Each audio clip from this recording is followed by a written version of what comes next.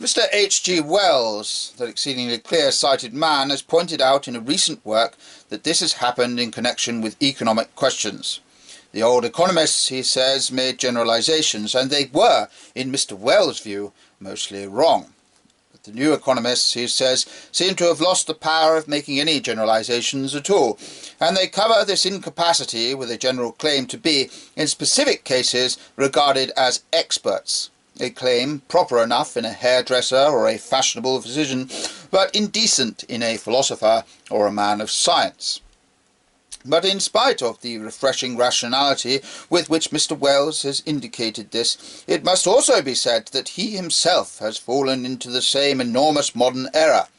In the opening pages of that excellent book, Mankind in the Making, he dismisses the ideals of art, religion, abstract morality, and the rest, and says that he is going to consider men in their chief function, the function of parenthood.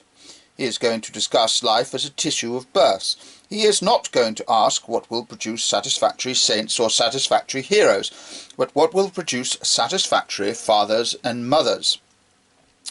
The whole is set forward so sensibly that it is a few moments at least before the reader realizes that it is another example of unconscious shirking.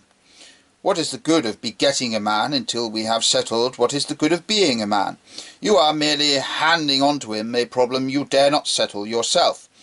It is as if a man were asked, "What is the use of a hammer?" and answered, "To make hammers," and when asked, "And of those hammers what is the use?" answered, "To make hammers again."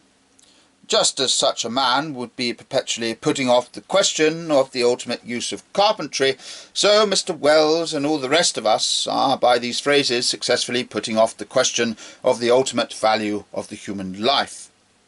The case of the general talk of progress is indeed an extreme one. As enunciated today, progress is simply a comparative of which we have not settled the superlative.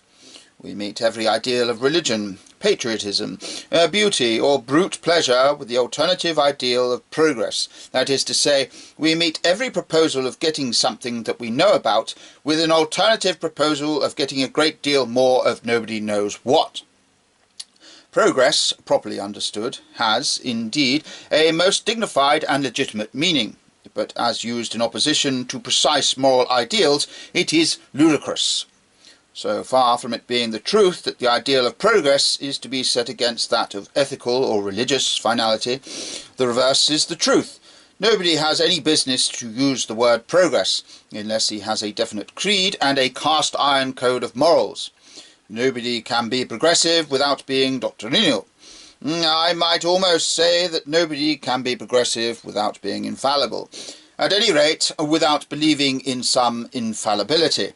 For progress, by its very name, indicates a direction, and the moment we are in the least doubtful about the direction, we become in the same degree doubtful about the progress. Never, perhaps, since the beginning of the world, has there been an age that had less right to use the word progress than we. In the Catholic 12th century, in the philosophic 18th century, the direction may have been a good or a bad one. Men may have differed more or less about how far they went, and in what direction. But about the direction they did in the main agree, and consequently they had the genuine sensation of progress. But it is precisely about the direction that we disagree, whether the future excellence lies in more law or less law, in more liberty or less liberty, whether property will be finally concentrated or finally cut up, whether sexual passion will reach its sanest in an almost virgin intellectualism, or in a full animal freedom, whether we should love everybody with Tolstoy, or spare nobody with Nietzsche. These are the things about which we are actually fighting most. It is not merely true that the age which has settled least what is progress is this progressive age. It is, moreover, true that the people who have settled least what is progress are the most progressive people in it. The ordinary mass, the men who have never troubled about progress, might be trusted, perhaps, to progress.